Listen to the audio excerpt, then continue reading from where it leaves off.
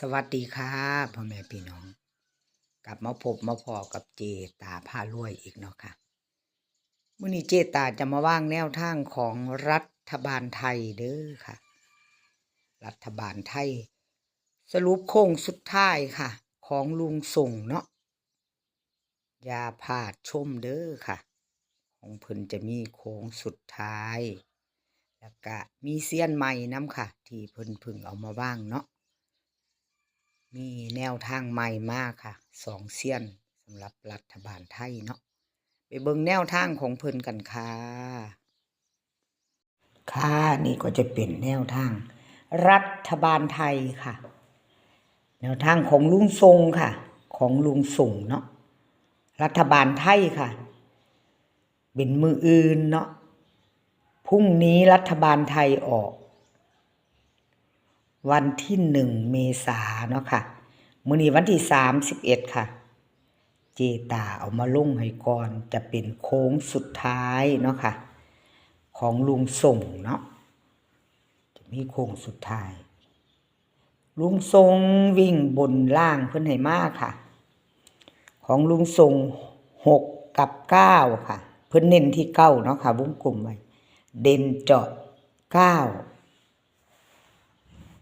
2 ตัว6 หางค่ะ2 ตัว6 หาง36 64 65 19 94 97 3 ตัว3 หางค่ะ519 994 997ตามไป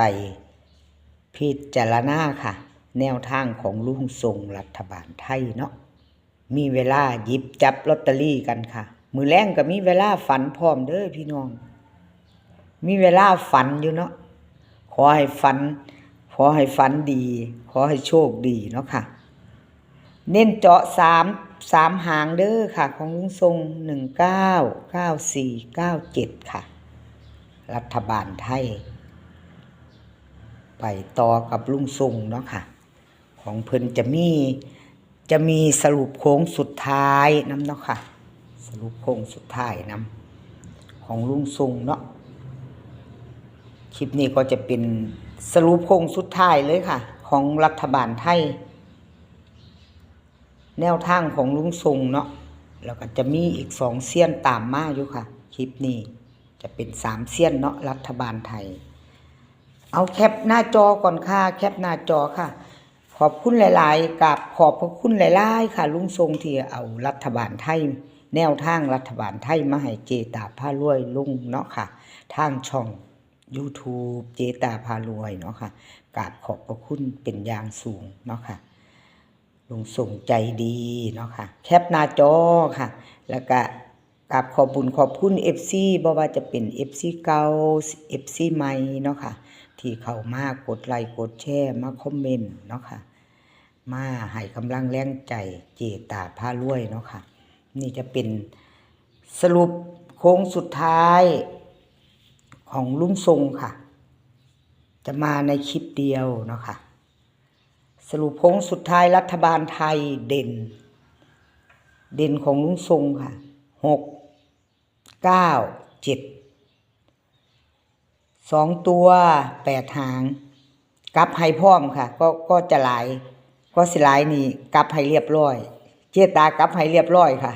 1991922979979229ค่ะบ่มี3 ตัวเนาะไม่มีบ่มี3ตัวเนาะค่ะกลับให้พร้อมเลยคือหลายเนาะเลขเด่นของเพิ่นจับตามองค่ะแคปหน้าจอค่ะรัฐบาลไทย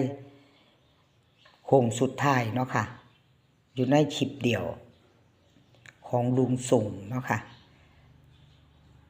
พิจารณากันไปหยิบจับลอตเตอรี่ไว้ค่ะอะไรก็เกิดขึ้นได้เนาะรุ่นไปน้ำกันเป็นมื้ออื่นเนาะค่ะตอนบ่าย4 โมงเจตาลงมื้อนี้ค่ะวันที่31เนาะสรุปโค้งสุดท้ายให้เนาะค่ะเป็นมื้ออื่นรัฐบาลไทยออกเนาะแคปหน้าจอค่ะพี่น้องแคปหน้าจอของลุงทรงไว้แนวทางของเพิ่นเนาะไปลุ้นกันแล้วก็ไปฝันอัน ฝันใส่กันฝันเอามาเบิ่งใส่กันกับเลขลุงทรงเนาะค่ะ ถ้าฝันใดเนาะเว้าป้ายเนาะเจตาเจ้าแม่นฝันตัวเจตาก็เคยฝันนั่นฝันเอาแนวทางฝันเอาเลขฝันแล้วก็มาเอามาเบิ่งชิปเพิ่นก็เอามาคือความฝันแท้เนาะเป็นไปแนวนั้นตัวของสอบเนาะค่ะพี่น้องต่อไปค่ะต่อไปก็จะเป็นเจ๊อุ๋ยรัฐบาลไทยครั้งแรกเนาะค่ะเป็นครั้งแรกเพิ่นเอามาว่างรัฐบาลไทยบ่มีประวัติเด้อค่ะยังไม่มีประวัติเนาะของลุงทรงกับบ่มีค่ะชิปนี้3เซียนเนาะค่ะจะบ่มีประวัติเพราะว่าไม่เอี่ยมครั้งแรกที่เข้ามาวางทางช่องเจตาพารวยเนาะค่ะ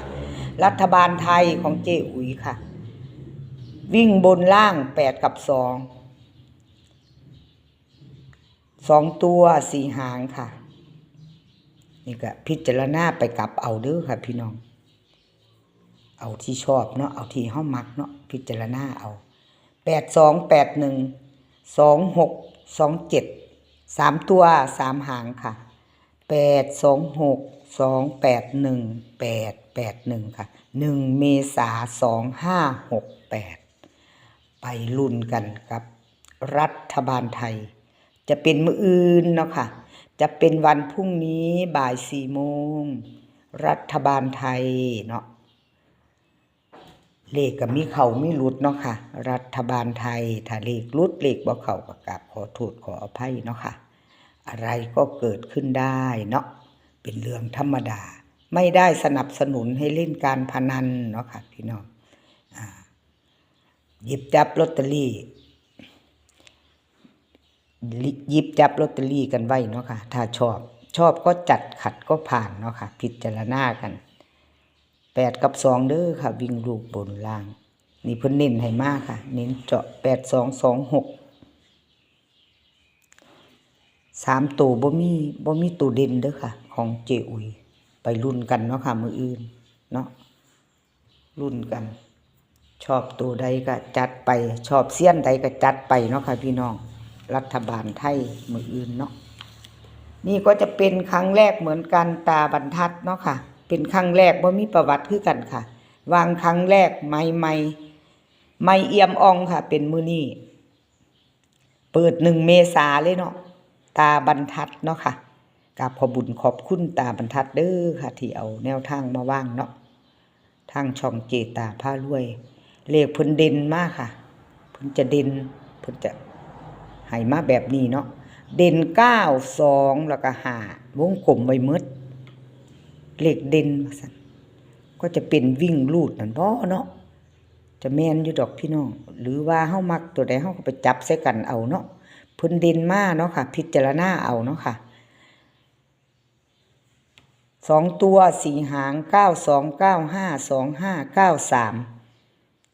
2ตัวมี2หางค่ะพี่น้อง925 255เน้นเจาะตัวเดียวค่ะตาบรรทัดเพิ่นให้มาไทยค่ะรัฐบาลไทย1เมษายน2568ให้ลงให้ก่อนมื้อนึงเนาะค่ะเอาไปฝันต่อหรือว่าไปเปรียบเทียบเบิ่งเอาไปคิดเบิ่งว่าชอบว่ามักใส่กับเสี้ยนใดเป็นเสี้ยนใดเนาะพี่น้องเนาะกลับไปลุ้นกันบัดเพื่อว่าโชคดีเนาะค่ะอีหยังก็เกิดขึ้นได้หมดลูกทุกเลขทุกตัวเอามาวางเพื่อเป็นแนวทางโปรดใช้วิจารณญาณในการรับชมเป็นอย่างสูงเนาะค่ะโปรดใช้พิจารณากัน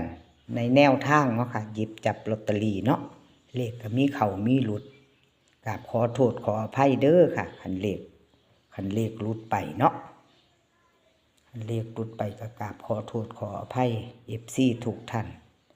บ่ว่าจะเป็น FC เก่า FC ใหม่เนาะค่ะกราบขอบพระคุณเป็นอย่างสูงที่เขามากดไลค์มากดติดตามเนาะค่ะมากดแชร์ให้เจตาเนาะกราบขอบพระคุณหลายๆค่ะคลิปนี้ก็ขอให้พี่น้องโชคดีกับรัฐบาลไทยเนาะค่ะขอให้โชคดีมีความสุขภาพร่างกายแข็งแรงค่ะเดินทางไปไหนให้มีโชคกลับมาให้มีชัยเนาะ